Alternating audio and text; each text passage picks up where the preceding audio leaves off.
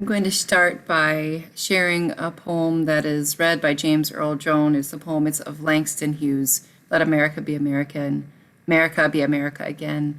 Note that the volume on this is a little bit soft, so you might need to turn up your own volume and tilt your ear in as I share.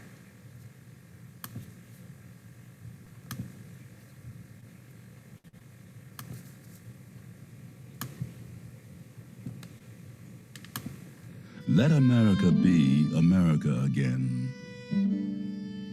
Let it be the dream it used to be. Let it be the pioneer on the plain, seeking a home where he himself is free. America never was America to me. Let America be the dream the dreamers dream.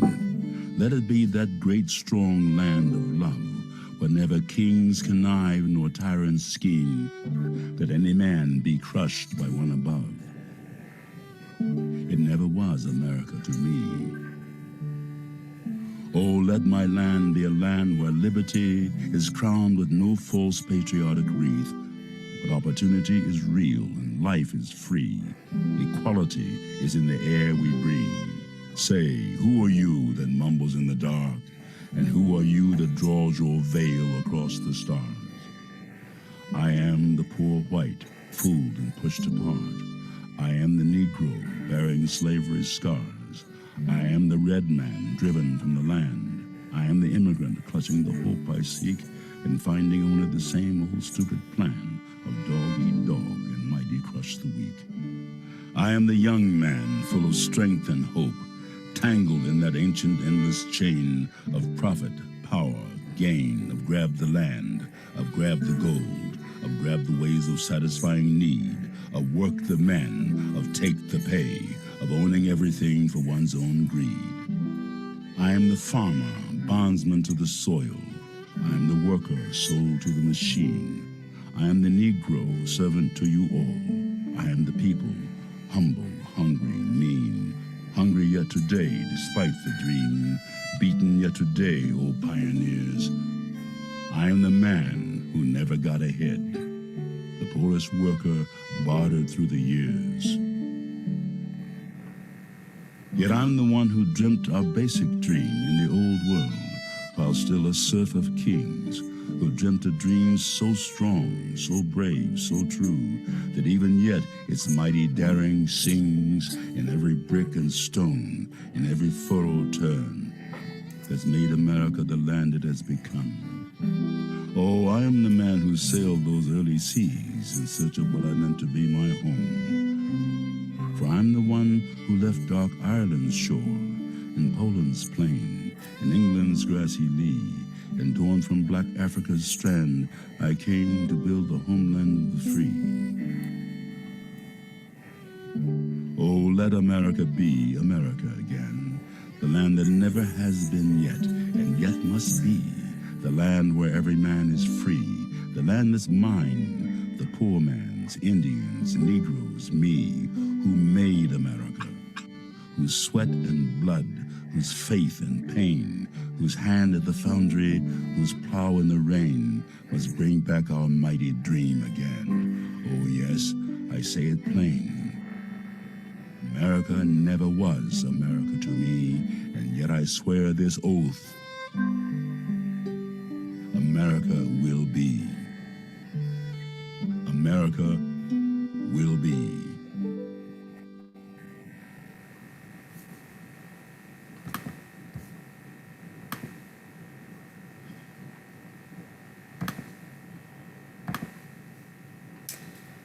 When I was somewhere between 12 and 14 years old, I remember a conversation with my Lutheran pastor dad. It was about confession, as in the liturgical way we started every single worship in my ELCA tradition. We confess that we are captive to sin and we cannot free ourselves. It was a corporate confession, nothing done in a booth with a curtain and a priest. We have sinned against you in thought, word, and deed, by what we have done and by what we have left undone. It was a confession that covered every corners of our life, even the subconscious or the system-wide stuff. We have not loved you with our whole heart. We have not loved our neighbors as ourselves. There was the greatest commandment thrown in there for Christians. No mention of creation, however. And it goes on and on. Dad, I had said in my confession, why do we start off worship in such a bummer way? Like, seriously, yay, church, the place to make you feel guilty and crabby the moment you walk in. How about a nice praise song? Communion would be nice. Even offering would be better, I told him. I don't remember how he responded to me, but having been trained theologically now in that tradition and ministered for over a decade, I can guess at his response. It had to do simply with honesty. Lutheran anthropology has been accused of being a negative anthropology, that we are sinners from our mother's womb, that all have fallen short, that God is ultimately mystery. So don't get too high on your horse theologically, lest you get knocked down. It's a negative anthropology, perhaps, but less and less so. I see it as some kind of self-flagellating or overly pessimistic view, and more along the lines of being realistic. Like looking in the mirror and naming what you see. Honest.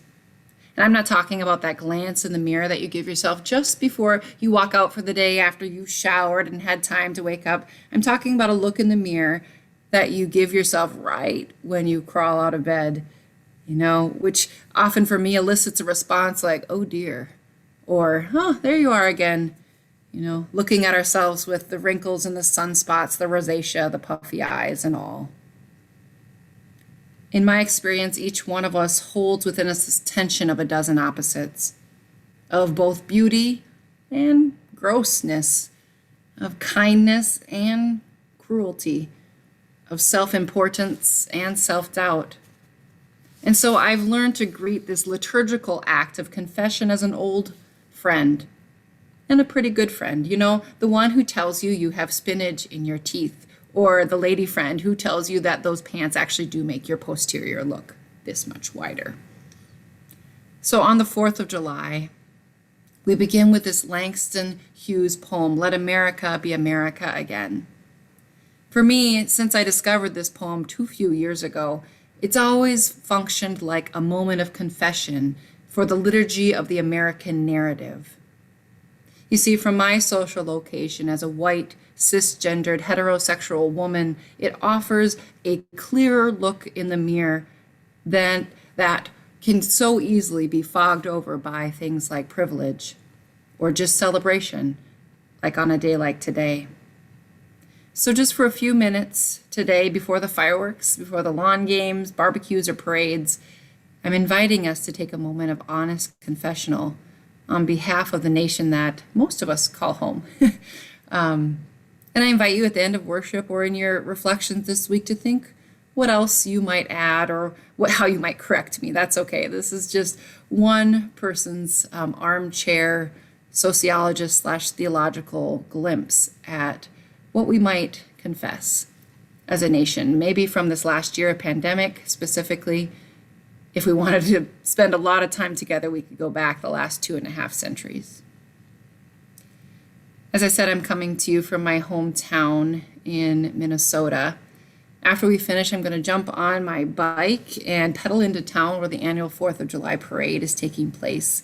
It's made up of mostly small town princesses and tractors and fire engines with some streamers on them. The kids will all be wearing red, white, and blue. It's going to be too hot. There'll be sticky candy on the asphalt. Later, when we get back to the lake, there'll be another parade, this time with boats out on the water. And my family will grab our Uncle Sam, cartoonish hats. We'll put them on and grab a iced tea. And we'll throw into our boat, we have a CD I bought at Menards 15 years ago called Patriotic Tunes. It includes such hits as This Is My Country, Yankee Doodle, and I'm Proud to Be an American. And I am proud. I love this day. I love my country. God bless America. But, right? God bless America, But, and here's where the work of confession comes in. By my understanding, if the divine did bless any nation, it would not, should not, it could not, I sound like Dr. Seuss, it would not just be one nation, no matter what our founders or manifest destiny tries to say. John Sibelius wrote a tune many of you might be familiar with, Finlandia. You can hear that tune in your head. It was later adapted into a hymn, which I have found to be an appropriate sentiment on this holiday. The hymn is called This Is My Song, and the lyrics go like this. This is my song, O God of all the nations, a song of peace for lands afar and mine. This is my home, the country where my heart is. Here are my hopes, my dreams, my holy shrine. But other hearts in other lands are beating, with hopes and dreams as true as mine. The second verse says, my country's skies are bluer than the ocean, and sunlight beams on clover leaf and pine. But other lands have sunlight too, and clover, and skies are everywhere as blue as mine. Oh, hear my song, God of all the nations, a song of peace for their land and for mine. Since as early as I can remember having a thought about the 4th of July, this has seemed to be the most appropriate type of blessing, if any, to call down on a day like this. May the God, may the divine bless this nation, but bless all nations too. Because when I think of nations to be blessed by any kind of benevolent deity, I think of this one, but I also think of my friends that I've had the privilege of making across the globe. I think of Natasha and Kurt in Jamaica, and Mimi in Burma, and Jessica in Germany, Alita, who works for the UN in Afghanistan, Caitlin and Ben in Canada, and so on and so on. Traveling the globe for study or leisure or work, or even via literature or film, grants this gift of perspective, of looking at our own culture and country. But as it turns out, so does a global pandemic that affected every nation on Earth. According to a Washington Post article in October of 2019, the Global Health Security Index, sponsored by Johns Hopkins, spearheaded a project that reviewed pandemic preparedness in 195 countries and assigned scores to each. With an 83.5 out of 100, the U.S. ranked number 1. And yet here we sit with 33.7 million cases, 600,000 deaths. As writer Ed Young put it, when water drops onto concrete, it will find all the cracks in the surface to seep through. The novel coronavirus did that, perhaps, for America, seeping into cracks that we had tried to patch, ignore, or didn't know existed. They became visible chasms this year, not just to those of us who have been living on the edge of them for generations, but those of us with historical privilege who have, for all intents and purposes, been living high and dry. So I'm not here in this moment going to try to assess things like our medical system or analyze the former administration.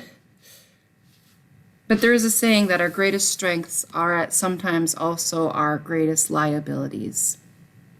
I'm thinking about this American ethos that James Earl Jones alluded to in that Langston Hughes poem, this spirit of pioneering of independence.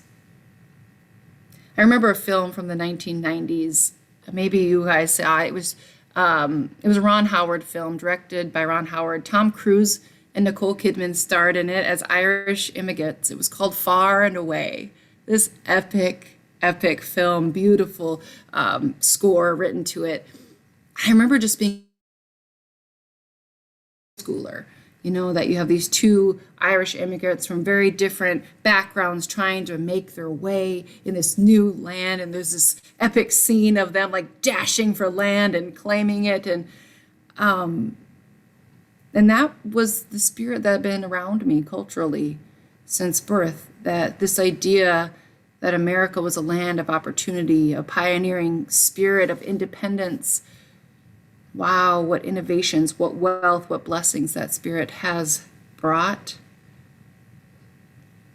But then that same spirit, this individualistic mindset, where we are not strapped to the misfortunes or circumstances of the past, this leads to a culture of people who can be a tad bit resistant to government oversight or liberty restriction of any type.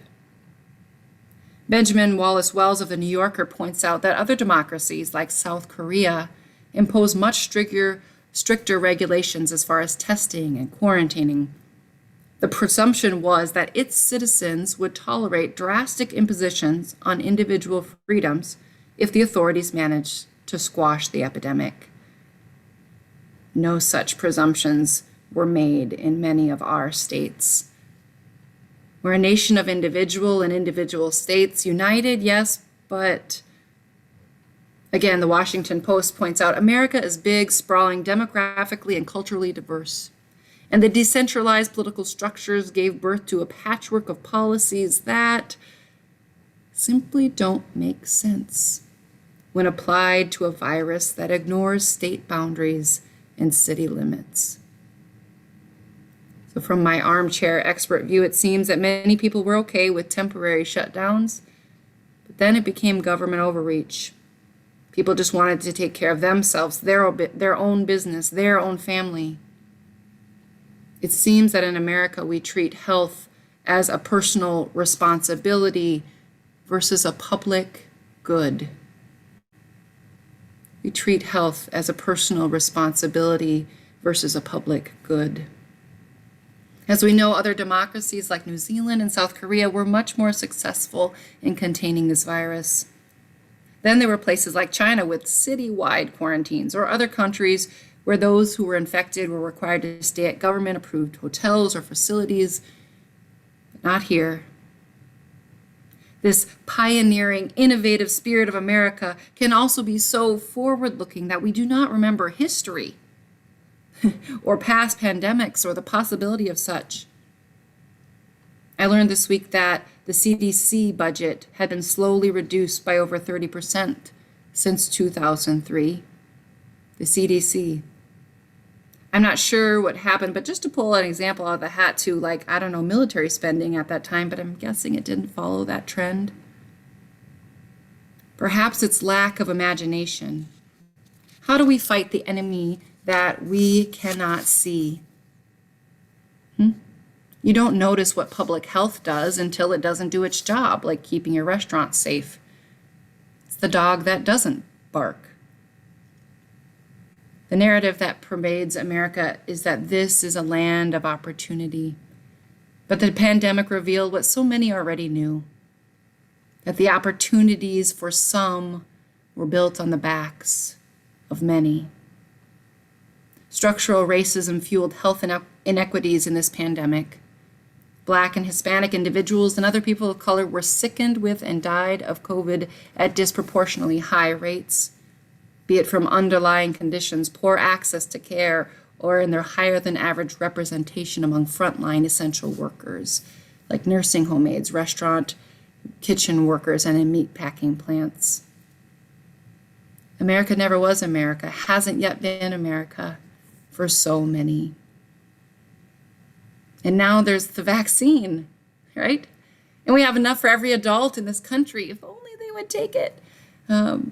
We can truly get back to life. We can celebrate the 4th of July, and yet other hearts in other lands are beating with hopes and dreams as true and high as ours.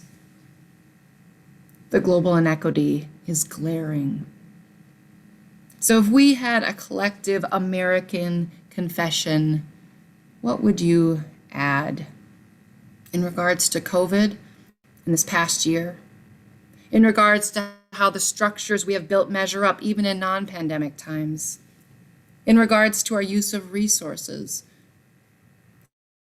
To the confession, knowing that your DNA is part of the DNA of this country. Blame is so easy. Owning our own complicity is not. In the Catholic tradition, what follows confessions is sometimes an act of penance, saying 10 Hail Marys or the like. I wouldn't go so far as to believe that self-hatred is productive or shame is helpful. But guilt, on the other hand, guilt can be motivating. See, guilt says, I did something messed up, or I'm a part of a fundamentally flawed system. Shame says, I am messed up, I am fundamentally flawed. Do you see the difference? Guilt can be motivating. And as modern sage Daniel Tiger, the cartoon says, first you say sorry, then how can I help? It's a little song my daughters sing. First you say sorry, then how can I help?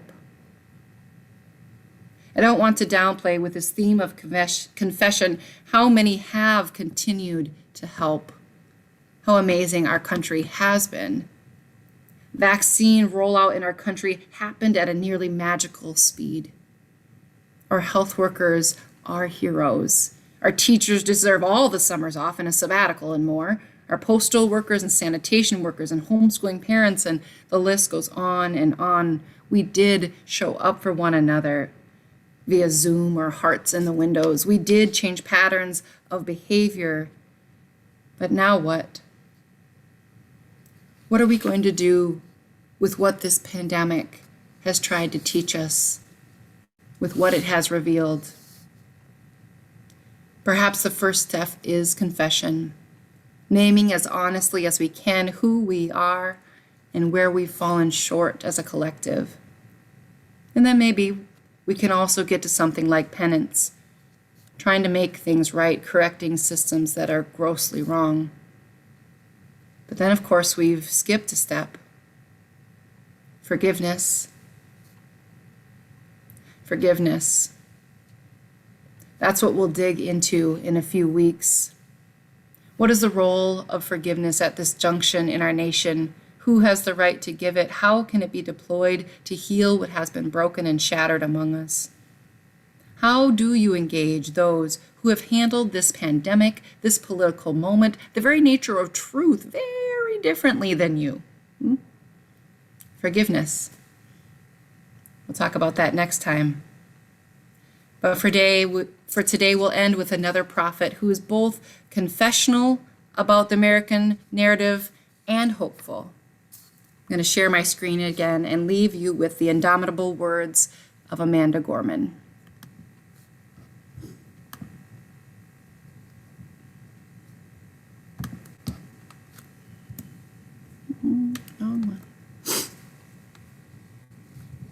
One moment.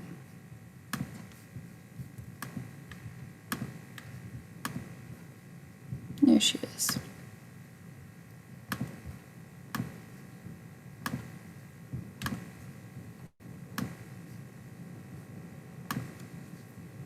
Wow, look at this. Oh, got to add first. 94% of people believe company culture is important.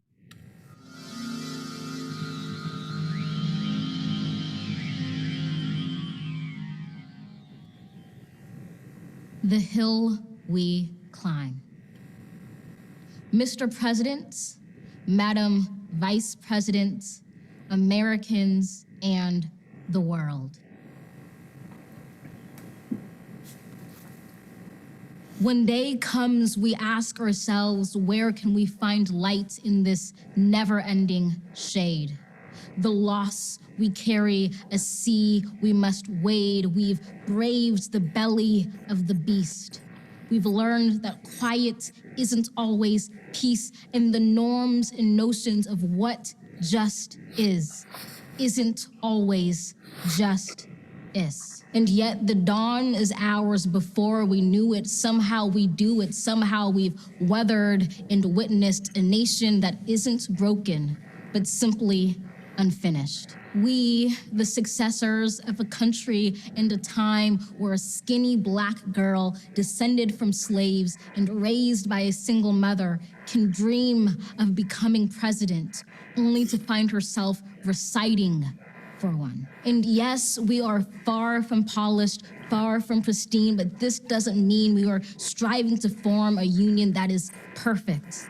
We are striving to forge our union with purpose, to compose a country committed to all cultures, colors, and characters of man. And so we lift our gazes not to what stands between us, but what stands before us. We close the divide because we know to put our future first, we must first put our differences aside. We lay down our arms so we can reach our arms to one another. We seek harm to none and harmony for all. Let the globe, if nothing else, say this is true. That even as we grieved, we grew, that even as we hurt, we hoped, that even as we tired, we tried, that we'll forever be tied together, victorious, not because we will never again know defeat, but because we will never again sow division. Scripture tells us to envision that everyone shall sit under their own vine and fig tree, and no one shall make them afraid. If we're to live up to our own time, then victory won't lie in the blade, but in all the bridges we've made. That is the promised glade, the hill we climb, if only we dare it, because being American is more than a pride we inherit. It's the past we step into and how we repair it. We've seen a force that would shatter our nation rather than share it, would destroy our country if it meant delaying democracy. And this effort very nearly succeeded. But while democracy can be periodically delayed, it can never be permanently defeated. In this truth, in this faith, we trust, for while we have our eyes on the future, history has its eyes on us. This is the era of just redemption. We feared it at its inception. We did not feel prepared to be the heirs of such a terrifying hour. But within it, we found the power to author a new chapter, to offer hope and laughter to ourselves. So while once we asked, how could we possibly prevail over catastrophe? Now we assert, how could catastrophe possibly prevail over us? We will not march back to what was, but move to what shall be, a country that is bruised but whole, benevolent but bold, fierce and free. We will not be turned around or interrupted by intimidation, because we know our inaction and inertia will be the inheritance of the next generation. Our blunders become their burdens, but one thing is certain. If we merge mercy with might and might with right, then love becomes our legacy and change our children's birthright. So let us leave behind a country better than the one we were left. With every breath from our bronze-pounded chest, we will raise this wounded world into a wondrous one. We will rise from the gold-limbed hills of the West. We will rise from the windswept Northeast, where our forefathers first realized revolution. We will rise from the lake-rimmed cities of the Midwestern states. We will rise from the sun-baked South. We will rebuild, reconcile, and recover in every known nook of our nation, in every corner called our country. Our people, diverse and dutiful, will emerge battered but beautiful. When day comes, we step out of the shade, aflame and unafraid. The new dawn blooms as we free it, for there is always light, if only we're brave enough to see it, if only we're brave enough to be it.